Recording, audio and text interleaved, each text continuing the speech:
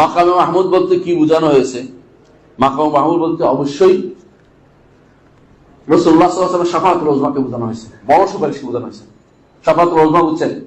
হাসরের মাঠে প্রত্যেকটি মানুষ আমরা অপেক্ষা করতে থাকবো যে একজন আমাদের জন্য সুপারিশ করে আমাদেরকে বিপদ থেকে উদ্ধার করবে। আমরা কারো নাভি পর্যন্ত, কারো নাক পর্যন্ত, কারো মাথা পর্যন্ত ডুবু ডুবু অবস্থা হবে, আমল অনুসারে তার অবস্থা হবে। কারো কারো সর্দির মতো হবে, কারো কারো এত খারাপ লাগবে না, এই অবস্থা হবে। এই অবস্থায় সবাই চাইবে যে এখান থেকে পরিত্রাণ হোক, জান্নাত বা জাহান্নামের একটা কিছু হোক। কিন্তু একমাত্র মুহাম্মদ রাসূলুল্লাহ সাল্লাল্লাহু আলাইহি ওয়াসাল্লাম ছাড়া আমরা আদম হইতে শুরু করে ঈসা আলাইহিস সালাম পর্যন্ত কেউ সুপারিশ করবে না, শাফাআত করবে না। কে করবে? মুহাম্মদ রাসূলুল্লাহ সাল্লাল্লাহু আলাইহি ওয়াসাল্লাম। এইটার নাম হচ্ছে মাকামে মাহমুদ, এটাই বিশুদ্ধ কথা।